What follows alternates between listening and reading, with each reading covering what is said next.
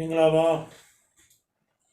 မျိုးတွေနဲ့လည်းမတွေ့တာကြာပြီကျွန်တော်ရဲ့တူမတွေနော်ကျွန်တော်ရဲ့ဗမာပြည်မှာရှိတဲ့မိတ်ဆွေအပေါင်းအသင်းတငယ်ချင်းတွေ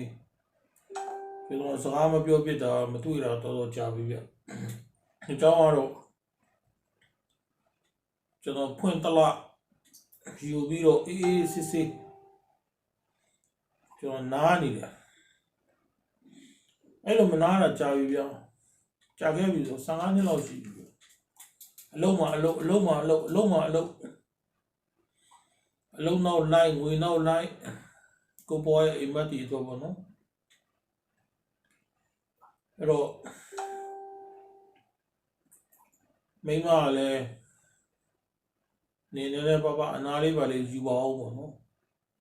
တနေ့နေအလုပ်တွေပဲလုပ်နေတယ်ပေါ့နေမနာတာလည်းတော်တော်ကြာပြီပေါ့အဲ့ဒီနေ့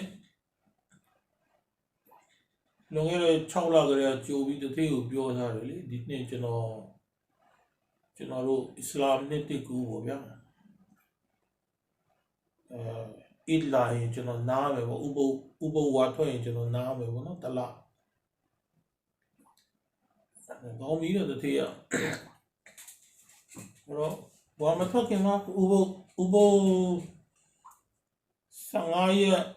15ဝါကလေးကကျွန်တော်စနားပလိုက်တာလောက်စနားတယ်အေးစစ်လေမြန်းမြောက်သူကျွန်တော်အမျိုးသမီးရဲ့တငယ်ချင်းတယောက်ရှိတယ်သူကဂျာမနီကသူမလေးရှားမှာသူလာပြီးတော့သူတို့မိသားစုနေတော့အိမ်ငှားထားတယ်တားလာတယ်ကျွန်တော်ဒီဗီဒီယိုထဲမှာကျွန်တော်ကတ်ကလေးတစ်ခုထည့်ပေးမယ်နော်အဲ့ဒါတားလာတယ်အိမ်ကလေသူတို့ကဂျာမနီပြန်သွားတယ်သူတို့ကမလေးရှားလာတော့ခဏပဲနေတာဗျပြီးသွားရင်သူတို့အိမ်ကိုအလုံသမားနဲ့ထားပြီးတော့ဂျာမနီပြန်သွားတယ်ကျွန်တော်မျိုးသမီးကကျွန်တော်ပြောတာအဲ့ဒီအိမ်မှာငါတို့သွားနေလို့ရတယ်တဲ့သူတို့လည်းသူတို့မိသားစုမရှိဘူးလုံးဝမရှိဘူးအဲ့ဒီမှာအိမ်တန်ရှင်းလုပ်ဖို့ဆိုပြီးထားခဲ့တဲ့မျိုးသမီးတယောက်ရှိတယ်အင်ဒိုနီးရှားမျိုးသမီးပြောအဲ့ဒီဂျာမန်လင်မယားကျွန်တော်မိမနဲ့တော်တော်လေးရင်းနှီးတယ်ဆိုသူတို့လည်းဒီအဲ့ဂျာမနီကအမျိုးသမီးကဆရာဝန်မပဲသူကမလေးရှားမှာသူဒီလာပြီးတော့ဒီမှာရှိတဲ့ဆရာဝန်တွေကိုတင်တန်းလာပေးရင်သူအဲ့မှာနေတယ်ဗျသူနဲ့ကျွန်တော်မိမနဲ့ဘယ်လိုရင်းနှီးလဲတော့ကျွန်တော်လည်းအတိအကျတော့မသိဘူးပေါ့ဒါပေမဲ့ကျွန်တော်မိမနဲ့သူတော်တော်လေးရင်းနှီးတယ်ဘာသာတော့ကျွန်တော်မိမကိုပြောနေတကယ်လို့နေချင်းငါတို့မရှိရင်ငါအိမ်မှာတော့နေပေါ့နော်သူကတော့ငှားထားတာကိုအိမ်ကိုနှစ်ချုပ်နေငှားထားအိမ်ကအကြီးပဲဆိုင်နေရတယ်စံနေရတွေပါတယ်တော့ရေကူးခံတွေပါတယ်အကြီးရမ်းလာတယ်လူမနေဘူးပြဒီတိုင်းထားတာအဲ့ဒီတပတ်မှ2ရက်3ရက်လောက်ဒီအင်ဒိုနီးရှားမှာလာပြီးအိမ်တန်ရှင်းရေးပိုင်းရလို့ဒီလောက်ပဲရှိအဲ့ဒါကျွန်တော်အဲ့မှာတော့နေတယ်အဲ့မှာကျွန်တော်တလားပေါ့နော်အေးစေးတော့နေဟိုတယ်သားတွေပဲလည်းမကုန်ဘူးများကိုယ့်ကိုဈေးဝယ်ပြီးတော့ချက်ပြုတ်ပြီးစားတော့မိမစီကန်းတစ်ခုလုံးလုံးဝနေဘဒူးနဲ့မစကားပြောဒီစကားပြောဘာမှမလို့ချင်းအလုံးတွေနဲ့ချက်တင်လုံးသားရေးဘာမှမလို့ချင်းအကုန်ရက်ဘာလုံးလိုက်လဲဆိုမိမကျွန်တော် Wi-Fi ပဲအကုန်လုံးသုံးလို့မရအကုန်လုံးပိတ်ထားဘဒူးနဲ့မှဘာစကားမှမပြောနဲ့ဖုန်းနဲ့ဖြစ်နိုင်မသုံးနဲ့လုံးဝစိတ်ရောလူရောလုံးဝ relax အပီးလုံးဝတလားတီနဲ့အေးစစ်အိတ်စားဒါပဲတချင်းသားထောင်လေ့ကျင့်ခန်းလုပ်ရေကူးဆိုကျွန်တော်ရေတော့မကူတော့ပဲရေစိမ်ပေါ့နော်ရေကူးကနေမှရေစိမ်ပြီးသွားဂီတာတီးကျွန်တော်မိမဂီတာကောင်းတီးတယ်တော့ဂီတာတီးတယ်ကျွန်တော်လည်းသူ့နားထိုင်ပြီးကပ်ပြီးတော့ကလီပေါ့ဗျာကျွန်တော်လည်းဘာမှနားမလဲပါဘူးဂီတာတွေပဲမတီးတော့ပါဘူးသားမှန်ပြောတာဒါပေမဲ့ဒီလိုပဲပေါ့သူပြောတဲ့ဟာလေးလိုက်လို့ပေါ့နော်လင်မယား2ယောက်ပဲအေးစစ်စစ်ကြီးနူးတလားတော့အဲ့မှာနေဒီပြမနေ့ကပြန်ရောက်တော့မိမပြောငါတို့ဟာရီဒါကျွန်တော်တို့ it ပေါ်ပြန်နော် အေးဖြစ်သွားတယ်ငါညီကောင်မောင်တို့ကဘယ်သူကိုမှဘာမှငါအဆက်တော်လည်းမလုပ်ဘူးပေါ့နော်သူတို့တွေလည်းတော်တော်လေးစိတ်ပူပန်နေပြီပေါ့ငါလည်းစကားလေးပါလေးပြောချင်တယ်အားနဲ့ဒီနေ့က live ပေါ်တက်သူတို့တွေနဲ့စကားပြောနေတယ်ဗီဒီယိုလေးတစ်ခုလုပ်မယ်ပေါ့ဗျာ YouTube မှာလည်းဗီဒီယိုမတင်တာ2လလောက်ရှိပြီပေါ့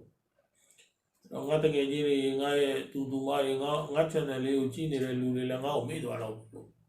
အဲ့တော့ငါလည်းမျက်နှာလေးပဲတော့ပြအောင်မယ်ပေါ့အဲ့ဒါဒီနေ့အဲ့ဒါဗီဒီယိုလေးတစ်ခုလုပ်တယ်ဗျာ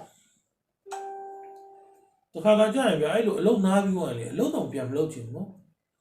သိလားတကယ်ကြီးတော့အဲ့လိုဖြစ်လာမသိဘူးဗျာလူကလေအလုပ်နားတလားတော့အလုပ်နားပြီးလေအလုပ်ပြန်လုပ်ရမယ်ဆိုလို့အလုပ်ကိုပြန်မလုပ်ချင်တော့တာအဲ့ဒါလိုဖြစ်သွားတာစိတ်ကလေဒါပေမဲ့လည်းမလုပ်လို့လည်းမရဘူးဗျကျွန်တော်ရဲ့အိမ်မအင်္ဂလိပ်ရှိသေးတယ်ဗျကျွန်တော်လုံရင်းတန်းလန်းနဲ့မပြီးသေးဘူးဗျအိမ်လေးရလေဘင်္ဂလိုအိမ်လေးလေအဲ့ဒါလေးကိုကျွန်တော်ဒီ YouTube မှာတော့ကျွန်တော်ပြီးသွားတဲ့လားကျွန်တော်ဓာတ်ပုံလေးတစ်ပုံတင်ထားတယ်ဗျအဲ့ဒီအိမ်လေးကိုကျွန်တော် decoration လုပ်နေတာဗျအတွင်းရောအပြင်ရောမပြီးသေးဘူးဗျအဲ့ဒါလေးကျွန်တော်အိမ်မက်လေးပေါ့ဗျာနော်ကျွန်တော်အသက်ကြီးသွားပြီဒီနေ့ပင်စင်ယူပြီးပေါ့ဗျာမတေးခင်ပေါ့ဗျာနော်အေးကြောင်လေးကိုဘွားရဲ့နောက်ဆုံးအချိန်ကလေးပေါ့ဗျာနေဝင်ချိန်လေးမှာအေးစစ်စစ်နေဖို့အဲ့ဒါလေးလုံတာပန်းချံလေးလုံနေတယ်နောက်တော့အိမ်ရှိမျက်နှာစာပန်းခင်းလေးနဲ့အဲ့ဒါလေးလုံနေကျွန်တော်အဲ့ထိုင်တဲ့ဒန်းလေးတွေနောက်တော့ရေတကွန်လေးတွေအဲ့ဒါလေးလုံအဲ့လေးမပြီးသေးဘူးဗျအဲ့တော့လည်းကျွန်တော်အလုပ်တွေလုပ်အောင်မပတ်စံရှာအောင်ဗျာနောက်တော့တားတယောက်ရှိတယ်ဗျာတားတယောက်ကမွေးစားတာပါအဲ့ကလေးလေးကကျွန်တော်ငယ်စဉ်ကလေးကမွေးစားတာဗျဖိလစ်ပိုင်နိုင်ငံမှာဖိလစ်ပိုင်ကလေးပေါ့ဗျာနော်ဟိုဒီကလေးကရဲရရှိတင်တတ်တယ်ဗျကျွန်တော်ဒီတော့ကသူ့ဓာတ်ပုံလေးဗီဒီယိုလေးကျွန်တော်တင်ပေးမယ်လေနော်အဲ့ဒီကလေးကအရန်ချစ်ဖို့ကောင်းတဲ့ကလေးပါသူငယ်စဉ်ကလေးကကျွန်တော်သူအဖေပဲခေါ်တယ်ဗျတခါကကျွန်တော်အံ့ဩတယ်ဒီကလေးဘာဖြစ်လို့ကအဖေပဲခေါ်နေရလဲပေါ့နော်ကျွန်တော်မိမကျွန်တော်မေးတယ်သူ့အဖေကလည်းရုပ်ဆင်လာတော့မတူအောင်ဘူးတဲ့နင်ကကျွန်တော်အိန္ဒိယရုပ်ပြသူ့အဖေကဘယ်လိုနည်းနဲ့မှကျွန်တော်နဲ့ရုပ်မတူဘူးပေါ့နော်ဘာဖြစ်လို့ကဒီကလေးတွေကငယ်စဉ်ကလေးအဖေပဲခေါ်နေတယ်မသိဘူးဒီပေါ်လေးဒါလည်းဘဝတစ်ခုမှသူငါတောင်းနေပြီးဖြစ်ခဲ့မှာပေါ့အဲ့ကလေးကကျွန်တော်ဒီကလေးလေးကိုကျွန်တော်ဒီကနေပြီးတော့ပတ်စံနေပါပို့တယ်သူမိဘသူ့မှာအဖေမရှိဘူးဗျဒီကလေးမှာအဖေမရှိဘူးအဲ့တော့ကျွန်တော်ဒီကလေးကိုမွေးစားလိုက်တယ်ဒီကလေးကဘဝတစ်လျှောက်လုံးကွာလို့ငါတာဝန်ယူမယ်ငါ့ကိုတားဖြစ်ပေးမလားဆိုပေးမယ်တဲ့ပေးမယ်ဆိုတော့ကျွန်တော်ဝေးစားလိုက်တယ်အဲ့ကလေးကိုဝေးစားပြီးတော့ကျွန်တော်ငယ်စဉ်ကလေးကကြောင်းထားပြီးတယ်တက္ကသိုလ်တက်တယ်အခုဒီကောင်ရဲ police academy ပေါ့ဗျာနော်ရဲတက္ကသိုလ်ပေါ့ရဲတက္ကသိုလ်မှာအခုတတိယနှစ်ဒီကောင်ကနောက်တစ်နှစ်ခွဲလောက်ဆိုရင်သူရဲရရှိဖြစ်ပြီအဲ့ဒါကျွန်တော်ရဲ့မွေးသားတာကျွန်တော်ဒီဗီဒီယိုထဲမှာကျွန်တော်ထည့်ပေးမယ်အဲ့ဒါတွေတော့ကိုကျွန်တော်ငွေရှာရအောင်မယ်လေနားလို့မဖြစ်သေးဘူးအဲ့တော့ကျွန်တော်မှတခြားဝယ်ချမ်းထားတဲ့အရာတွေရှိသေးတယ်ဗျာကျွန်တော်မြန်မာပြည်မှာတော့မဝယ်ထားပါဘူးမြန်မာပြည်မှာကျွန်တော်ပိုင်ဆိုင်မှုဘာမှမရှိဘူးဗျကျွန်တော်ပြန်သွားရင်ဗမာပြည်ကိုကျွန်တော်ပြန်သွားရင်တော့မှကျွန်တော်မှနေစရာကြောချစရာဟိုမိဘပိုင်မိဘကြံခဲ့တဲ့အိမ်လေးတော့ရှိတယ်ဗျ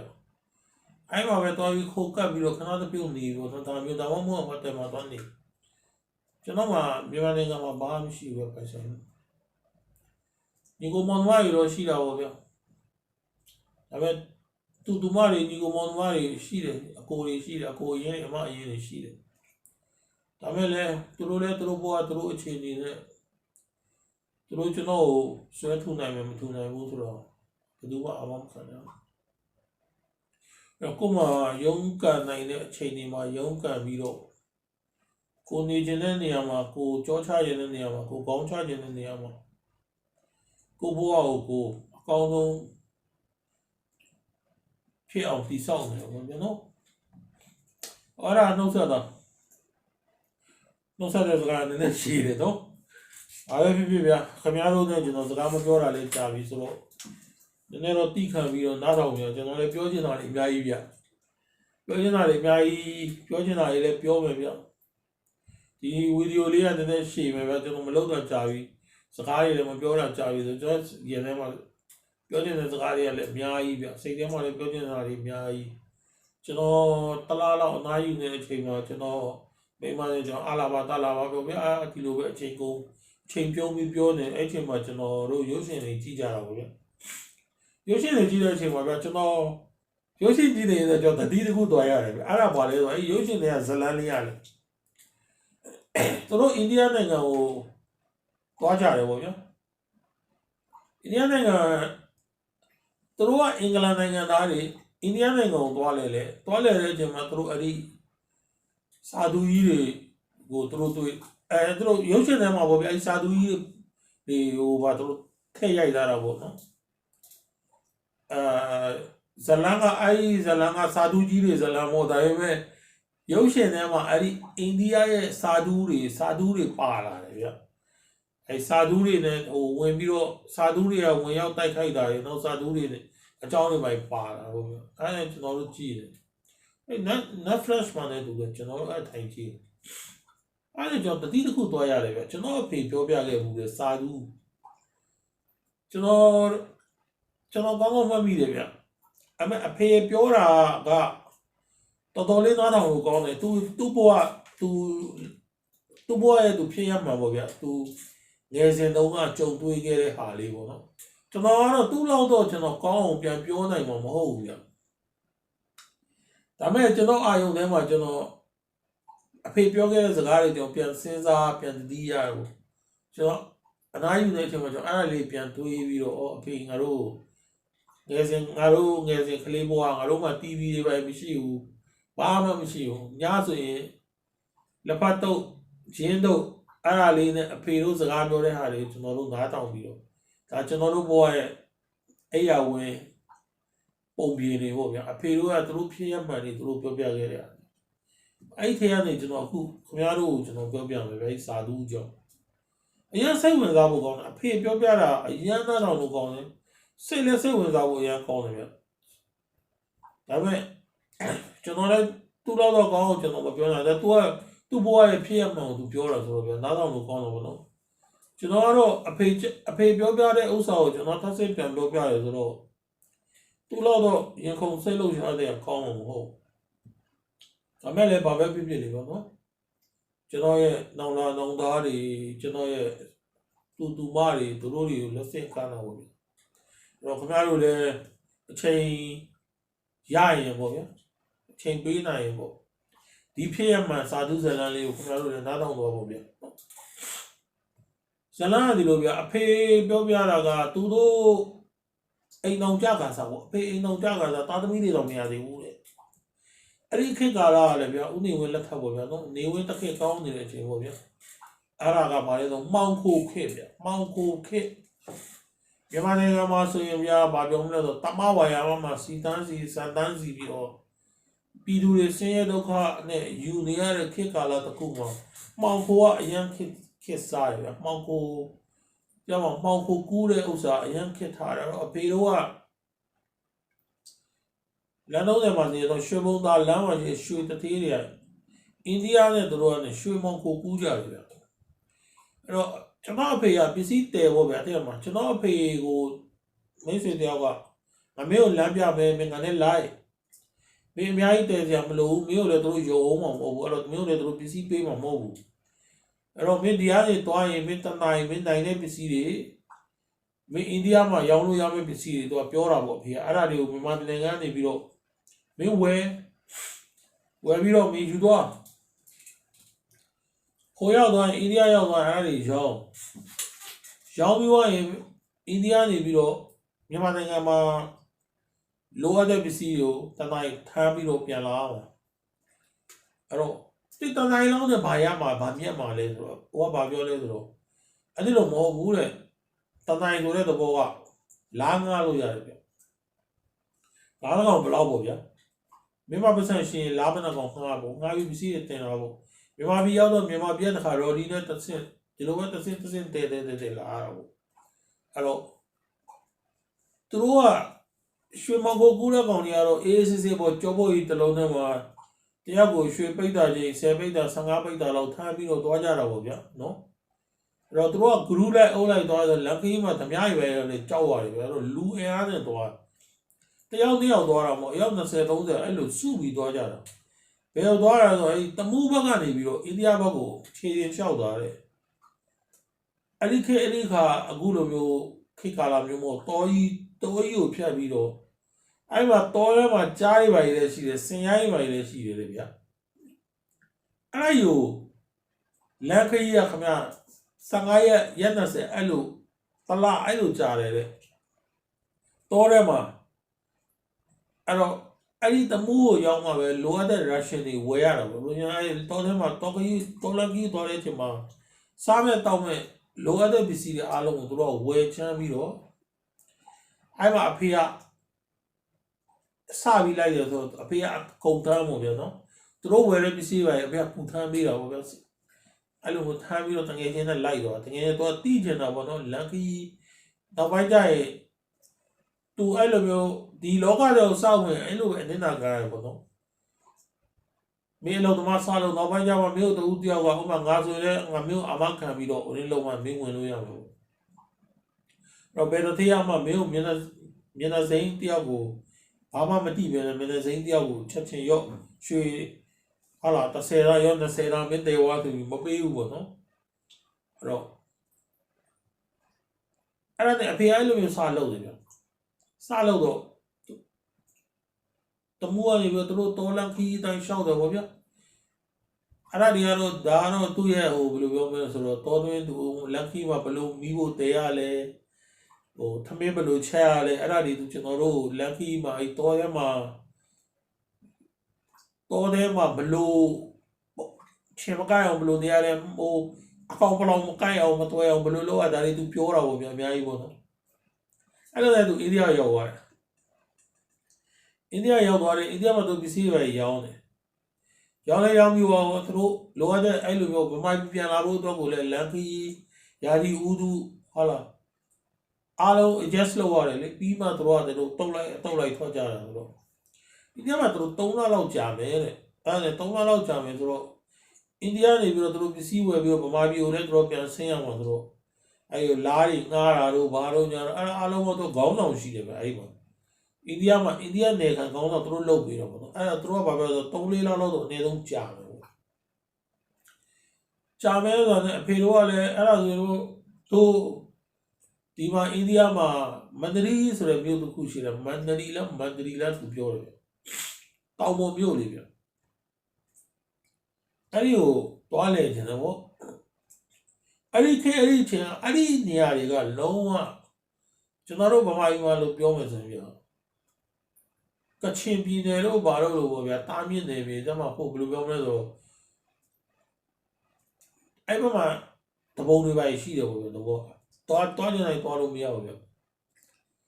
ဒါပေမဲ့အဲ့မှာမိသားစုတစ်ခုရှိတယ်ဗျာသူတို့အဲ့ဒီကနေခံဗျာအဲ့တော့သူတို့ဘာပြောလဲဆိုတော့တကယ်လို့တို့တွားကျင်တဲ့စင်ပေါ့နော်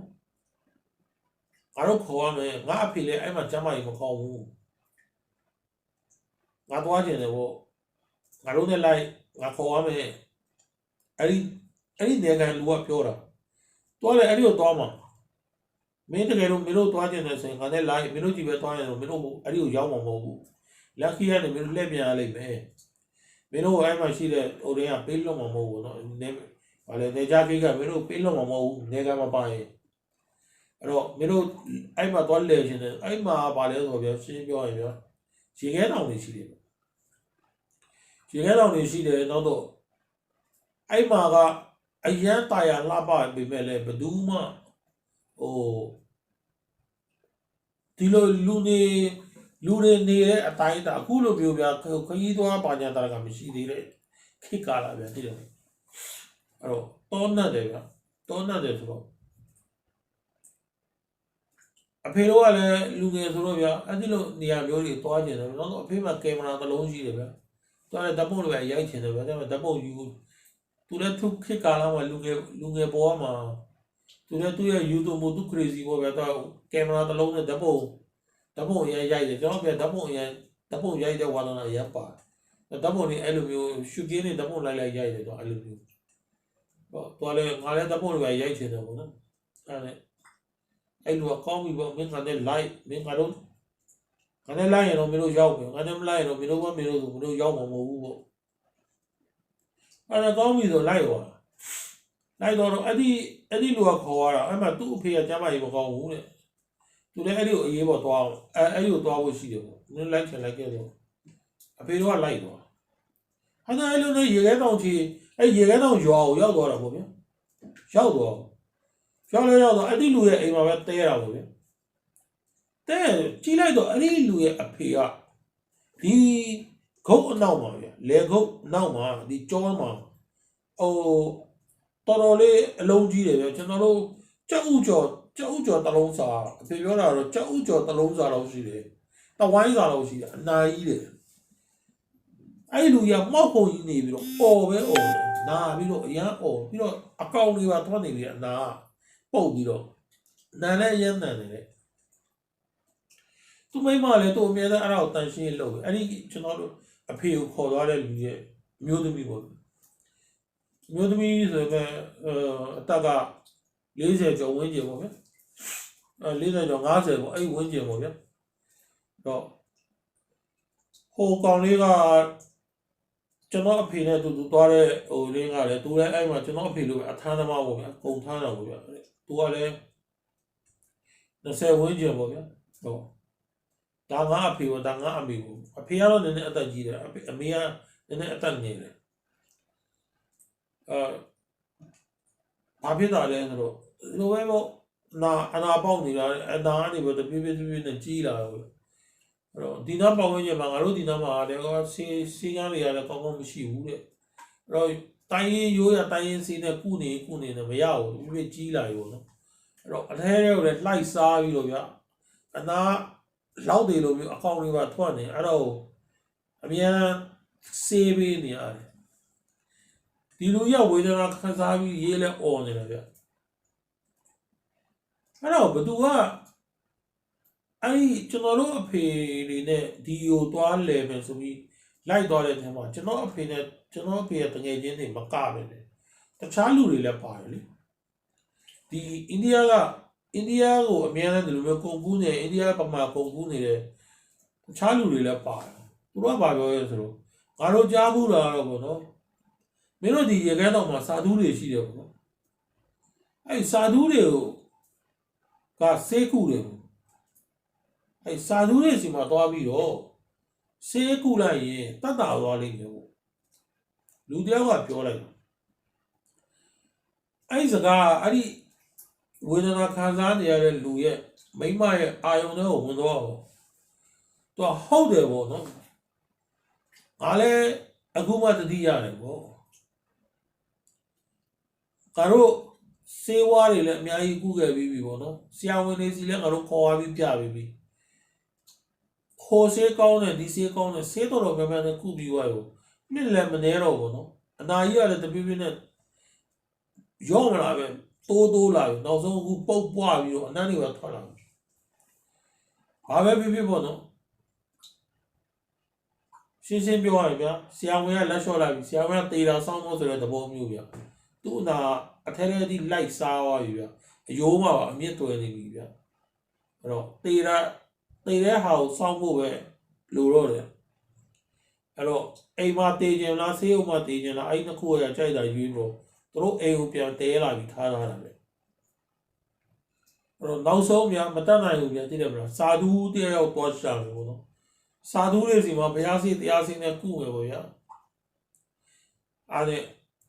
အမေကလည်းအရန်ပြောတာနဲ့အမေပေါ့ဒီလောက်ရာဒီဥစုထဲမှာဒီစာသူတွေကျွန်တော်တို့ဘာမှတော့ရှာစုံစမ်းပေါ့နော်စုံစမ်းသွားရင်ရွာလိုက်လို့လိုက်စုံစမ်းတက်ကြီးရွယ်ဦးတွေကညွန်ပြတဲ့အတိုင်းပေါ့နော်တွားရမယ်ပေါ့တပတ်လောက်တွားရမယ်ပေါ့အဲ့မှာရေခဲတောင်ရဲ့တောင်ချေမှာဂူတကူရှိတယ်ဗျအဲ့ဒီဂူမှာတရားထိုင်နေတာစာသူတယောက်ရှိတယ်တဲ့တွေ့ထားတာတဲ့သူတို့တွေ့ထားတယ်ပေါ့ဗျာအဲ့မှာရေခဲတောင်ချေမှာတ တရားထိုင်နေတဲ့ဂူထဲမှာတရားထိုင်တဲ့စာသူတယောက်ရှိတယ်အဲ့ဒီစာသူကိုတော့ပြောဖို့အဲ့ဒါရေခဲတောင်အဲ့ဒီပြောတဲ့ဂူကိုရောက်ဖို့3ရက်လောက်လမ်းလျှောက်ရတယ်တဲ့အဲ့အဖေကနေပြီးပြောလူတိုင်းတော့လို့မရဘူးဗျအားကောင်းမောင်းတဲ့မှာခက်ခက်ခဲခဲသွားနိုင်မဲ့3ယောက်သွားကြဖို့အဲ့ဒါ3-4ယောက်သူတို့တကယ်ကြီးစုလိုက်တယ်ကျိုးတွေပါခါမှကြည်ပြီးတော့ဒီရေခဲတောင်အဖေလည်းခါမှတက်ဖို့တော့မဟုတ်ဒါမဲ့လည်းအဖေရတဲ့မှာ request လုပ်တော့ဗောနော်ဘာပဲဖြစ်ဖြစ်ငါ့ကိုတော့ခေါ်ရပါဘူးကွာငါသားပုံရိုက်ချင်လို့ပါဗောအဲ့တော့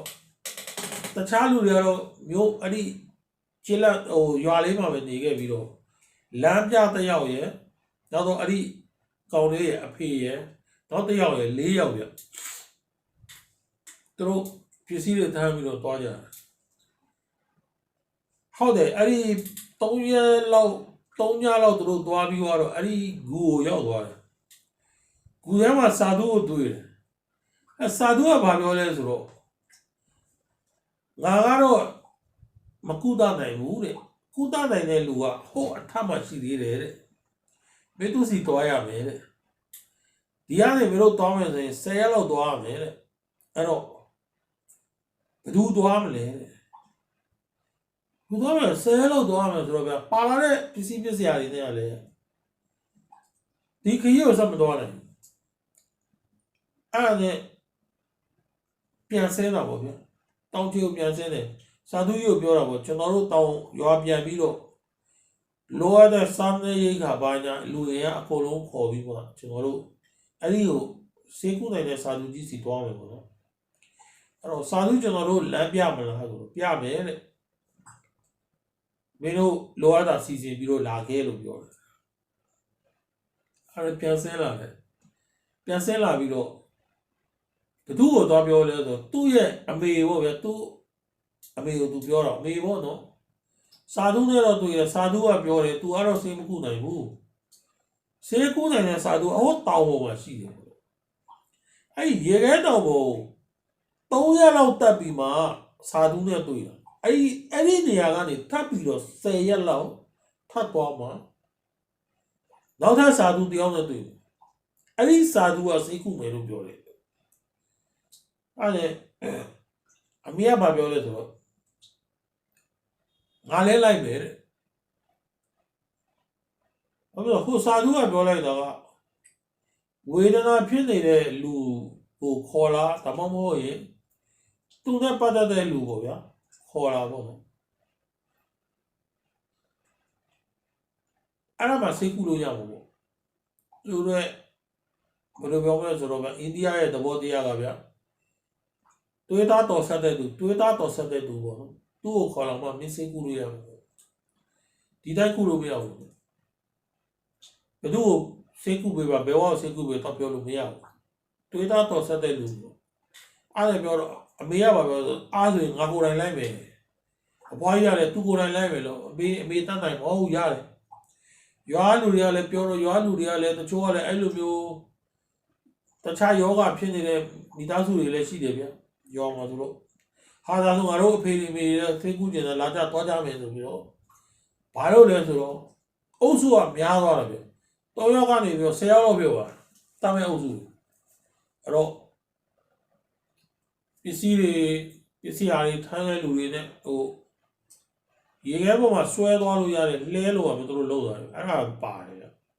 အဲ့ဒါကြီးဆွဲပြီးတော့သွားအဲ့ဒါတွေနဲ့သွားကြတယ်ဗျစာသူစီရောက်သွားစာသူစီရောက်သွားတော့စာသူကကောင်းပြီပေါ့နော်ငါလိုက်ပြမယ်ပေါ့ဒါ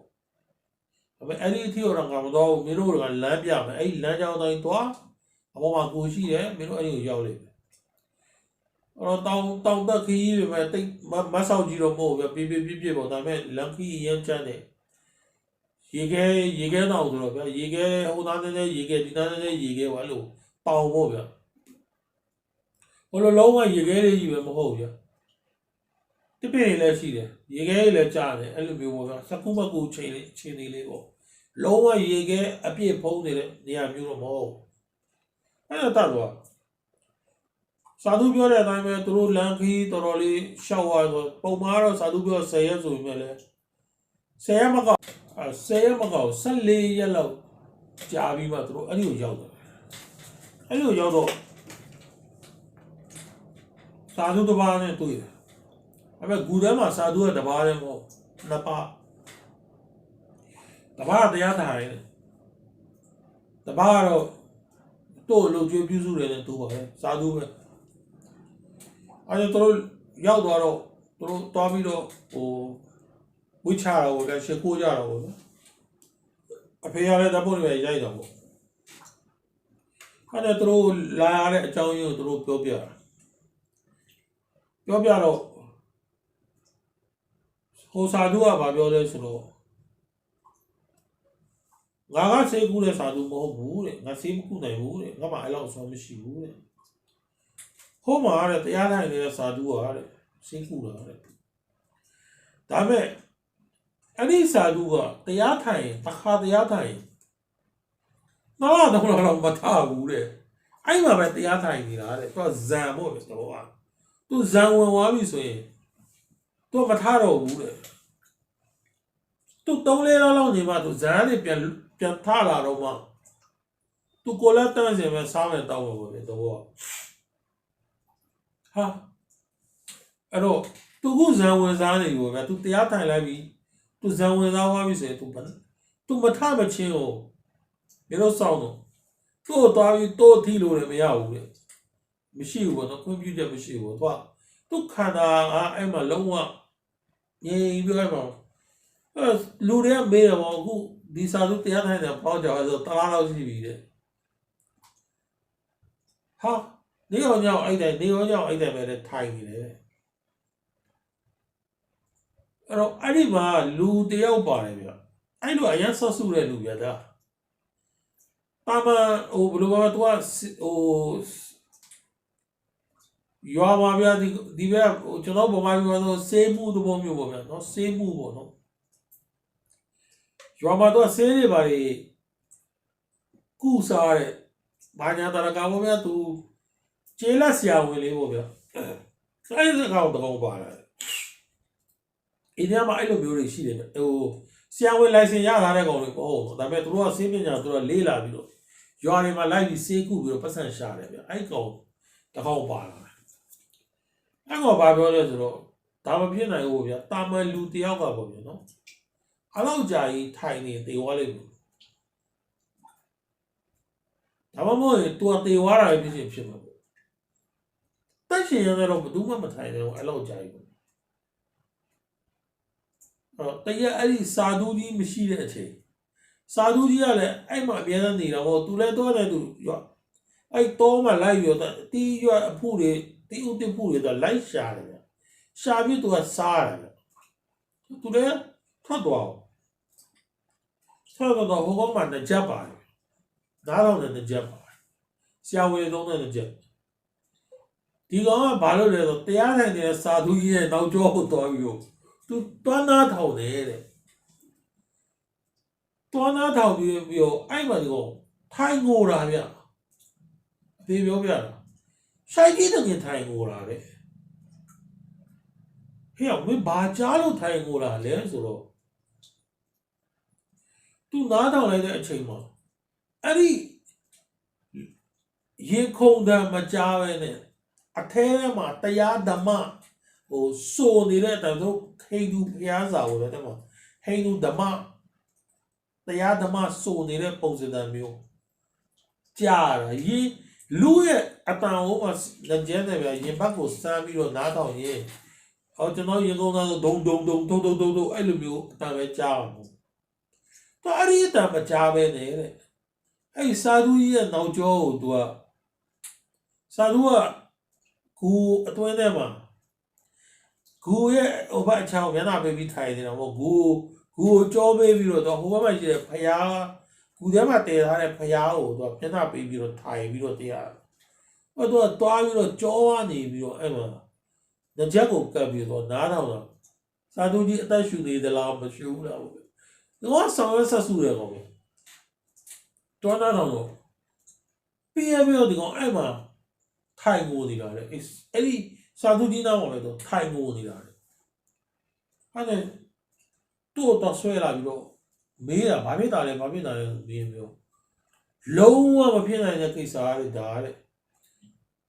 လူတယောက်မှာအသက်ရှူတဲ့အတန်နဲ့နှလုံးခုန်တာပဲကြားရမယ်ကြားထဲမှာအသက်ရှူတာလည်းမကြောက်ဘူးနှလုံးခုန်တာလည်းမကြောက်ပဲနဲ့အဲ့ခန္ဓာကိုယ်ထဲမှာ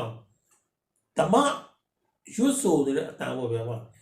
ဖျားစာရွတ်ဆိုနေတဲ့အတန်မျိုးကြီး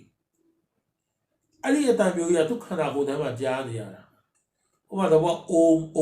ဆိုရဲအဲ့လိုအုံဆိုရဲအတန်မျိုးတွေကျွန်တော်ကအဲ့လိုမျိုးအတန်တွေပေါ့ဗျာတဒန်းလည်းမဟုတ်ဘူးလေတန်တွေအများကြီးကြားနေရတာထဲပေါ့လေဟုတ်တယ်ဘာပဲဖြစ်ပေါ့နော်သူတို့လည်းအသားလည်းမကရုံကြောက်တယ်ဘာလို့လဲစာသူပြန်လာလို့တော့တိဝါမောင်းထုတ်ရင်ပြဿနာရှိတယ်အဲ့တော့စာသူကညနေလောက်ကျတော့ရောက်လာပြီးတော့ဘာပြောလဲဆိုမင်းတို့တရားတဲ့ဘသူတဲလို့ဝင်တယ်တဲ့အဲ့ဒါဒီကောင်ဝင်လာလို့တော့ခူရဲကိုဒီကောင်ဝင်တယ်ပေါ့အားလုံးကလည်းပြောဒီကောင်ဝင်တော့ပေါ့မင်းဘာဖြစ်လို့သွားပြီးတော့စာသူကြီးကိုအနောက်ဆက်ပေးရလဲလို့ပြီးတယ်သူကလည်းသူပြောပြတယ်ဘောနော်ကျွန်တော်အရင်တီးကျင်လို့ပေါ့နော်စာသူကြီးကတလားတော့ရှိတန်ကုန်တို့ထိုင်နေတယ်ဆိုတော့စာသူကြီးကအထက်မှာရှိသေးရဲ့လားဆိုပြီးတော့ကျွန်တော်သူ့ရဲ့နှလုံးခုန်တာကိုတော့တိုင်းတာပေါ့နော်မင်းသူ့ရဲ့နှလုံးခုန်တာကိုမင်းတကယ်ကြားကျင်တာလားလို့မေးတယ်လေဟုတ်တယ်ကျွန်တော်ကြားကျင်လို့ပေါ့လာခဲ့လို့ပြောတယ်ပြီးတော့အဲ့မှာဖះဆင်းသူတော်တခုစာသူကြီးရှေ့မှာချထားတဲ့ဖះသူတို့ဟိန္ဒူနတ်ဖះပေါ့ဗျဆင်းသူတော်ကြီးရှိတယ်အဲ့ဒါကြောက်သုံးမလားလို့ပြောနေတယ်ဟုတ်တယ်ဗောဒါကြီးကကြောက်သုံးပါဘူးကြောက်သုံးကနှလုံးခုန်လာလို့မေးတယ်စာသူကသူ့မခုန်ဘူးလို့ပြောအဲ့ဒါမင်းတို့ကျတဲ့စမ်းကြီးအဲ့ဒီဖះရဲ့ဒူးကောင်းကိုလည်းမင်းစမ်းကြည့်တယ်ဒူးကောင်းကိုစမ်းကြည့်တော့ဒူးကောင်းမှာနှလုံးခုန်တာကြားတာလေအဲ့မှာဒီကောင်ကျွတ်သွားတာလေအဲ့ဒါဆိုရင်လည်းတခြားနေရာကိုရွှေ့သွားတယ်ဒီဒူးကောင်းကနေပြီးတော့ဟိုဘက်ဒူးကောင်းကိုရွှေ့လိုက်ဟိုဘက်ဒူးကောင်းကိုရွှေ့လိုက်တော့အတမကြောက်ဘူးလေဒီဘက်ဒူးကောင်းကိုပြန်ရွှေ့ဆိုဒီဘက်ဒူးကောင်းကိုပြန်ရွှေ့ဒီဘက်ဒူးကောင်းကနှလုံးခုန်တာကြားနေတယ်အေးတဲ့စာသူကြီးရတဲ့သူတရားထိုင်တော့မယ်ဆိုသူ့ရဲ့အတက်ကိုလည်းစင်းသူကထည့်ခဲ့တယ်ဟောဒါမျိုးလည်းရှိတာပေါ့နော်အဲ့ဒါတွေကအဖေကသူကြားခဲ့တဲ့အရာတွေသူတို့အဲ့ဒီမှာဖြစ်တဲ့ဇလန်းတွေကိုပြန်ပြောပြတော့ပေါ့အဖေပြောပြတာတော့ရမ်းသားဆောင်လို့ကောင်းတယ်ဗျအဲ့ဒါတဘာဝလွန်ပေါ့ဗျတဲ့မှာလုံးဝအလွတ်တဘာဝလွန်ကြီးအဲ့ဒါအဖေတို့ကလည်းပြောတာပေါ့နော်အဲ့စာသူကျွန်တော်တို့လည်းမသိပါဘူးပေါ့နော်ကျွန်တော်လည်းဘာမှအထဲထဲတော့မဝင်ပါဘူးပေါ့နော်ဒါဆိုတော့ဒီကူကဖျားကူဆိုတော့ဗျာတခြားဟိုခွင့်မပြုတာတော့မဝင်ပါဘူးဒီကောင်တော်လည်းဝင်တာအပြစ်ပေးရင်လည်းသူ့ကိုပဲပေးပါပေါ့ဗျာကျွန်တော်တို့တော့မဟုတ်တော့ပါဘူးရွာလူတွေမျောလင်းခြင်းတယ်ပေါ့နော်ဒီမှာစိတ်ကူဖို့ဆိုလာကြတာပေါ့အဲ့ဒါစာသူကခွင့်လို့တယ်တဲ့နောက်တပတ်လောက်နေလဲနေဟိုစာသူကြီးကသူဇာန်နေပြီးပြန်ထားတာတော့ညာကြီးတကောင်ညာကြီးတကောင်ထားလာတယ်ထားလာပြီးတော့သူဘာညာသူခန္ဓာကိုယ်တန်ရှင်းလုပ်ဖို့ဘာညာပေါ့ဗျာသူဘာညာမတန်ရှင်းတာပဲစွန့်ပြဖို့ဘောတဘောကချိပါသေးဘောပေါ့ဗျာသွားတာပေါ့အားလုံးကလည်းရာဒီဦးတို့ကအေးတယ်ဗျအရန်အေးတယ်ဂူထဲမှာလည်းပေးမဝင်ဘူးဗျဂူပြင်းမှာပဲရွက်ပြင်းသေးတွေနဲ့နေနေကြတာအဲ့တော့တီးတဲ့လူတွေဟာမှစာသူကြီးတော့ထားလာပြီပေါ့နော်ဘာဖြစ်လဲတော့မသိဘူးနော်သွားပြီးတော့မေးကြတာပေါ့စာသူကဘာပြောလဲဆိုတော့ဟိုစာသူကြီးပြန်ပြီးတော့နိုးလာပြီဟိုတရားဖြုတ်လိုက်ပြီပေါ့သူတရားထိုင်နေတာဖြုတ်လိုက်ပြီလက်ပြန်မတတ်ကြရင်မင်းတို့နဲ့ကစကားပေးပြောမယ်ပေါ့အခုတော့မင်းတို့ကိစ္စမင်းတို့သွားလို့သူလည်းသူကိစ္စသူလုပ်နေတယ်ပေါ့အဲ့ဒါမတတ်ကြတော့အားလုံးစောစီအားလုံးအစင်းနဲ့လှုပ်ပြီးတော့စောင့်နေတော့ပေါ့ဟောစပြီးတော့ဝင်တော့အဲ့လိုပဲယောဂတွေခေါ်တာပေါ့ဗျာဘာဖြစ်တာလဲဘာညာမေးမြန်းပြီးတော့ ဘာလို့စာသူမာလိုက်ရောဗျာမာလိုက်တဲ့သားတွေသူတို့ကသူတို့တော့စာသူအဲ့လိုမျိုးသူရှိတဲ့တီးဦးတီးဖူးတွေနဲ့သူလှုပ်ထားတဲ့စေးပေါ့ဗျာသူပေးတာပေါ့ဗျာနောက်ဆုံးဘသူလက်ရောက်သွားလဲဆိုတော့အဲ့ကျွန်တော်အဖေရဲ့မိတ်ဆွေပေါ့သူအမေလက်ရောက်သွားသူ့အမေအလက်ကြတော့အားလုံးကယောက်ျားကိုအိမ်မှာသမီးလုံးတဲ့လူနဲ့ထားခဲ့တယ်သမီးကလည်းသမီးအပြိုပေါင်းကလေးပေါ့ဗျာထားခဲ့တယ်နေပြိုနေတန်ရှင်းလို့အမေသွားမယ်စာသူကြီးစီမှာစေးတောင်းပြီးတော့လာခဲ့မယ်ဆိုတော့အဲ့တော့ဒီမှာတားမီတယောက်ကမှစာသူရှိကိုရောက်နေပြီစာသူကသူတို့တယောက်ကိုကြည့်တယ်ကြည့်ပြီးတော့တော်ဇွဲကောင်းတယ်ပေါ့နော်ဒီယောက်ျားနေတကယ်အသက်ရှင်ကျင်လားလို့မေးတယ်ရှင်ကျင်ပါတယ်ပေါ့နော်ဘယ်နှစ်တက်ပြီးတော့အသက်ရှင်ကျင်လဲလို့ဖြစ်နိုင်အသက်အရှိကြီးနေစေကျင်တယ်ပေါ့နော်အဲ့လိုမျိုးအသက်အရှိကြီးတော့တဲ့မရနိုင်ဘူးတဲ့သူ့ရဲ့အချိန်ကဘာမှမလိုတော့ဘူးပေါ့နော်အဲ့တော့ပုံမှန်လေးပြောရင်နောက်ထပ်သူခိုင်9နှစ်ပဲခံမယ်တဲ့9နှစ်ကိုခံမယ်ဆိုရင်လည်းပဲပေါ့နော်အဲ့မိမကပြောတာ9နှစ်သူခံမယ်ဆိုရင်လည်းပဲဝေဒနာနဲ့တော့သူ့ကိုမထားပါဘူးဒီဝေဒနာကိုကုပေးပါစာသူကသူ့ကိုပြောတယ်တဲ့နေကဝေဒနာကိုမလိုချင်တာလားတဲ့အသက်ကိုလိုချင်တာလားတဲ့တစ်ခုတည်းတစ်ခုတောင်းကျွန်မတစ်ခုလိုချင်တာကတကယ်လို့သူ9နှစ်ပဲနောက်သက်ခံမယ်ဆိုရင်လည်းပဲဝေဒနာတတ်တာပြီးတော့9နှစ်နေခွင့်ပေးပါပေါ့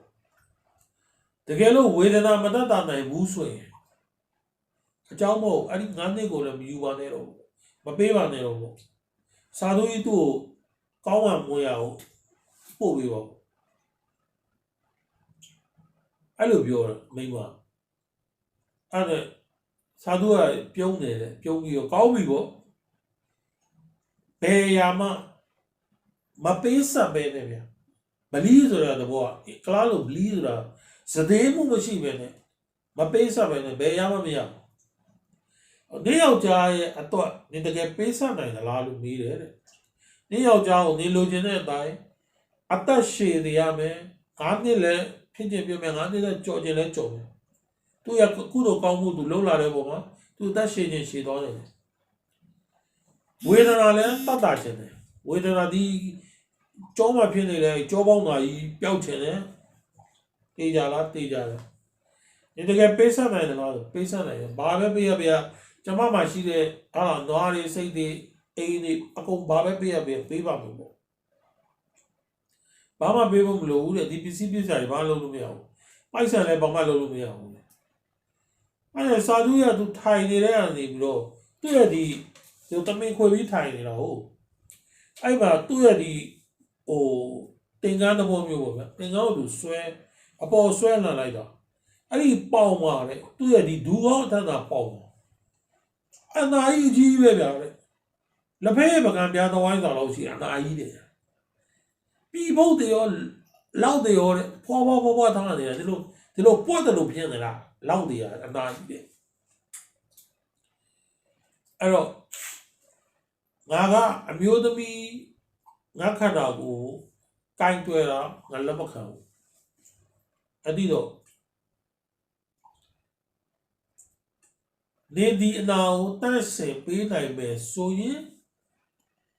နေရဲ့ယောက်ျားကိုငါယောဂဝေဒနာအပြောက်အရှင်းအခုတပြီမယ်အတက်လည်းရှည်စေရမယ်ယောဂလည်းတတ်တာစီယုံနေဆိုရင်နေရဲ့ရင်ထဲမှာအမှန်တကယ်ငါပေါ်ယုံကြည်မှုရှိတယ်ဆိုရင်အခုဒီအနာထဲမှာရှိနေတဲ့ပြည်ပုတ်တွေတွေးပုတ်တွေလောက်ကောင်တွေကိုနေပါစနဲ့စုပ်ပြီးတော့ပြစ်အဲ့ဒီဟိုလေးပေါ်ပြစ်တယ်ကြောက်ပြားတစ်ချက်ရှိတယ်အဲ့တော့အဲ့ကြောက်ဖြာပေါ့ဗျအဲ့ငါဒီပေါင်မှာဖြစ်နေတဲ့အနာရဲ့တွေးပုတ်ပြည်ပုတ်တွေလောက်တွေကိုမစမ်းနဲ့စုပ်ရမှာနော်လက်နဲ့ထိချင်းကပ်ခြင်းမရှိမလိုဘူးပါဇက်နဲ့စုပ်ပြီးတော့အဲ့ဒီပေါ်ကိုထွေးချအဲ့ကြောက်ပြားပေါ်ထွေးချအဲ့မိမလုံးမယ်တဲ့ သူ့ယောက်ျားသာတကယ်အသက်ရှည်မယ်သူ့ယောက်ျားသာတကယ်တတ်တာရမယ်ဆိုရင်သူဘာမဆိုလုပ်မယ်လုပ်ပါလေသာသူကကောင်းပြီဒါဗလီလားဆိုဒါဗလီပဲဒါဗလီဆိုတော့ဒါပိဆက်ချင်းဆွလို့ချင်တော့ဒါပိဆက်ချင်းဆွလို့ချင်ပါအဲ့ဒါမိမလည်းဘာမှမပြောတော့တခါလဲဝေါကနေဆိုပြီးတော့လေးဘက်ကုန်းပြီးတော့တခါလဲစာသူဒီခြေတော့က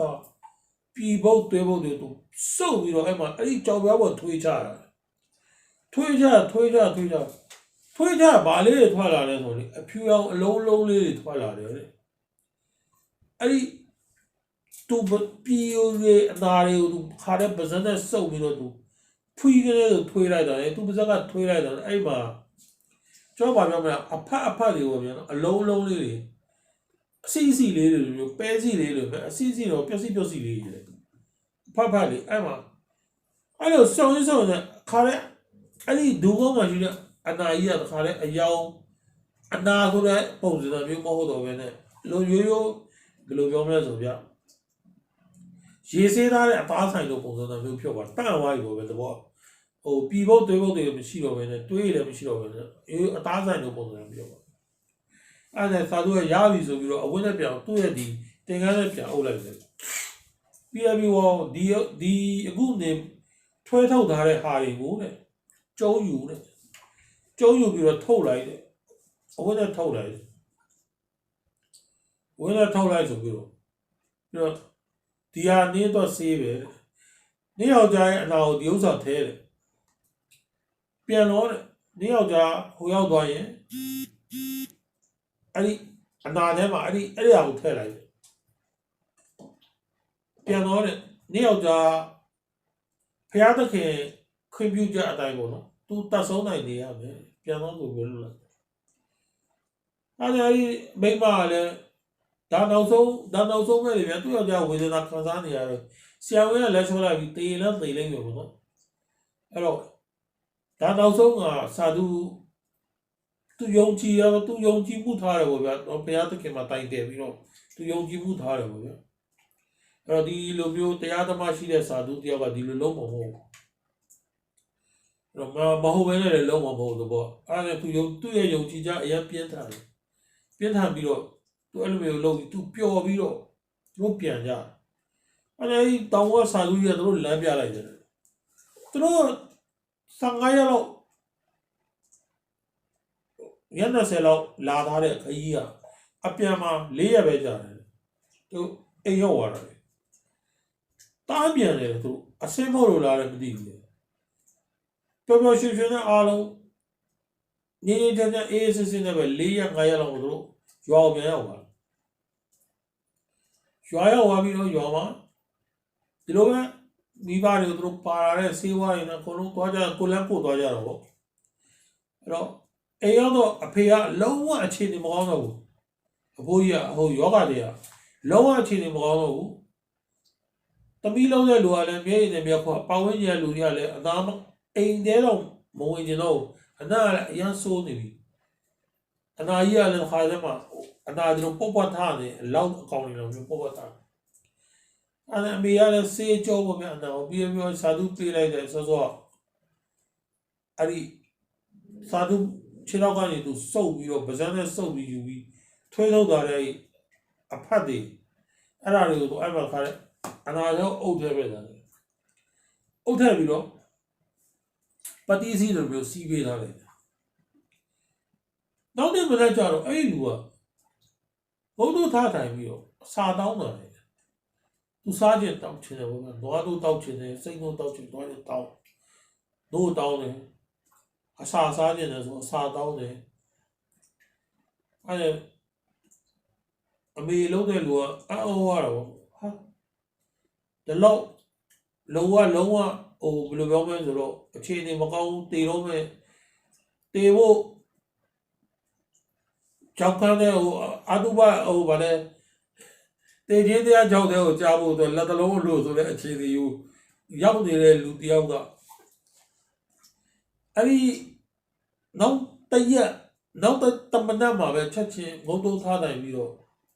အစာတောင်းတယ်တော့မေရပြောဒီကိုလာတန်းစင်လိုက်ပါအောင်ပြီးမှစားပါအောင်တောက်ပါအောင်အဲ့ဒီသူ့ကို နောက်မှတော်နေလောက်ပေးထားတဲ့အယူဖြုတ်လဲဖြုတ်လိုက်တော့အဲ့ဒီအနာကြီးကမရှိတော့ဘူးလေဟိုမှာစာသူကိုသူဗဇက်နဲ့စုပ်ပြီးတော့တန်ရှင်းရေးလုပ်ပေးခဲ့တော့ကအနာကြီးမှာဘလို့အသားဆိုင်တန့်သွားတဲ့အသားဆိုင်ဖြစ်သွားတယ်အဲ့ဒီအတိုင်းဖြစ်သွားတယ်အမေအရေးပြားတွေပါတော့မတတ်သေးဘူးဗျာအဲ့ဒါအဖေကလည်းဒီတော့သူတို့ပြောအဖေကငါဓာတ်ပုံတွေရိုက်ထားတယ်ရှိတယ်ဒါပေမဲ့မင်းတို့ကအဲ့ဓာတ်ပုံတွေမပြနိုင်တော့ဘာဖြစ်လို့ဓာတ်ပုံတွေကပြည့်စည်ကုန်ပြီကြာသွားတော့ပြည့်စည်ကုန်ကျွန်တော်တို့အချိန်ကျွန်တော်တို့မွေးတဲ့ကျွန်တော်တို့ကမမွေးသေးဘူးလေဗျာဟိုတော့က black and white ဓာတ်ပုံဆိုမှဓာတ်ပုံရိုက်တာ black and white ခေဗျာ frame တွေကလေဓာတ်ပုံရိုက်ထားတဲ့ဟာတွေကအဲ့တော့ကျွန်တော်တို့အရွယ်ရောက်လာတဲ့အချိန်မှာကျတော့အဲ့ဒါတွေကပြည့်စည်သွားပြီမရှိတော့ဘူးအဲ့ကျတော့အဖေပြောတာကဓာတ်ပုံရိုက်ထားတဲ့ဟာတွေရှိတယ် frame တွေကတိန်းထားတယ်ဘယ်ရောက်လို့ရောက်ကုန်မှလည်းမသိတော့ဘူးကွာတဲ့ဒါပေမဲ့ तू ပြောပြတဲ့ဟာအဲ့ဒီတခုဒါလုံးဝတဘာဝလွတ်အလွတ်ကြီးအဖေက तू ကိုယ်တိုင်ကြုံခဲ့ဘူးလေဖြစ်ရမှာပေါ့နော်အဲ့တော့ကြောင့်စာသူတွေကိုလမ်းမှာမင်းတို့တွေ့ရင်တွားပြီးတော့ဟိုမလေးမစားမယုံမကြည်မလေးမစားတွားမလုံးနဲ့တဲ့သူ့ဟာလည်းသူ့ဘာသာသူ့ရဲ့ဟိုဟာတွေရရှိတယ်တဲ့ကိုယ်နဲ့ငါနဲ့ဘာသာမတူလို့ငါနဲ့တာသနာမတူလို့တတ်ပါမလေးမစားဟိုမယုံမကြည်မလေးမစားတော့မလုံးနဲ့တော့တဲ့မင်းကမင်းဘာကြီးပဲဖြစ်ဖြစ်မင်းအစ္စလာမ်ပဲဖြစ်ဖြစ်ဗုဒ္ဓဘာသာပဲဖြစ်ဖြစ်မင်းဘာဒီလိုမျိုးပုံကိုယ်တွေကဒီလိုတရားသမားကျင့်ကြံနေတဲ့ပုံကိုယ်တွေကိုငါနဲ့ဘာသာမတူလို့ငါလေးစားစရာမလိုငါနဲ့ဘာသာငါနဲ့တာသနာမတူလို့အယုံကြည်မရှိဘူးမလေးစားဟိုလေးစားစရာမလိုဘူးဆိုတဲ့ပုံစံမျိုးမတော့မလုပ်နဲ့တဲ့အဲ့ဒါငယ်စဉ်ကလေးကကျွန်တော်တို့အဖေတွေကမှာခဲ့တာပေါ့နော်သူတို့ရဲ့အတွေ့အကြုံတွေပြောပြပြီးတော့ဒါအိန္ဒိယနိုင်ငံရဲ့စာသူတယောက်ရဲ့စာသူတယောက်ကိုအဖေတွေ့ခဲ့မှုတဲ့စာသူတယောက်ရဲ့ဟိုလေးပေါ့အဲ့စာသူကပိန်လှီးနေတာလေအယိုးပေါ်အရေးတယ်အယိုးနဲ့အရေးပြားပဲရှိတယ်ပိန်လှီးနေတာလေတော့မုတ်စိတ်ကြီးကလည်းရှေးကြီးတဲ့စပင်းတွေကလည်းဖြူပြီးတော့ရှေးကြီးတဲ့ဘာနာတာမှလည်းမရှိဘူးတဲ့အဲ့ဒါအဖေပြောပြတယ်အိန္ဒိယအဲ့ဒီမနာလီလားပါလေသူပြောပြအဲ့ဒီမျိုးကအရင်လာတယ်ဗျရေခဲတောင်ကြီးလည်းရှိတယ်အိန္ဒိယဘယ်နာလဲလို့ကျွန်တော်မသိဗျအဖေကပြောတာနောက်တော့သူတို့ပြန်လာတယ်ပေါ့နော်မပြီးပစ္စည်းတွေတည်ပြီးတော့နောက်ပိုင်းလိုပဲအဖေလည်း3-4ခေါက်လောက်သွားလိုက်လာလိုက်လုံးတယ်ဗျအမေနောက်တော့ကျွန်တော်ရဲ့ဟိုအဖေရဲ့အကိုကြီးပေါ့ဗျကိုကြီးကနေပြီးတော့မကြိုက်ဘူးပေါ့ဗျဒီမောင်ကိုပစ္စည်းတည်တဲ့လောကအစိုးရတည်ပန်းနေစီးတယ်တဲ့မှာထောင်ချပါချတော့ဖေကိုမလုပ်စီတယ်အဲ့အဖေကအဲ့ဒါမလုပ်တော့အဲ့ဒီလုပ်ငန်းကိုအဖေကထပ်ပြီးတော့မလုပ်တော့ဘဲနဲ့ဦးလေးနဲ့တူတူပဲမှန်ပေါင်းလုပ်ငန်းကိုပဲကိုဦးလေးရဲ့လက်ကုပ်လက်ရပေါ့ဗျာမှန်ပေါင်းလုပ်ငန်းမှာပဲဝင်ရောက်ပြီးတော့အားဖြည့်လုပ်ကိုင်ပြီးတော့ပဲသူ့ကိုယ်စီမှာပဲသူပညာသင်ပြီးတော့ဒီအကိုအလုံးကိုပဲလက်ဆင့်ကမ်းတာပေါ့ဗျာဒါကအဖေပြောပြတဲ့သူ့ဘဝရဲ့ဖြစ်ရမှန်လေးပေါ့ဗျာအဲ့ဒါလေးကိုကျွန်တော်ရဲ့သူမတွေကိုကျွန်တော်ပြန်လဲမျှဝေပြီးဒီနေ့စကားလည်းမပြောရတာကြတော့ပြောချင်တာတွေလည်းပြောပြီးတော့ကျွန်တော်ရဲ့ဒီဗီဒီယိုလေးကိုဒီမှာပဲအဆုံးသတ်လိုက်မယ်အားလုံးပဲမင်္ဂလာပေါင်းနဲ့ပြည့်စုံပါစေလို့နော်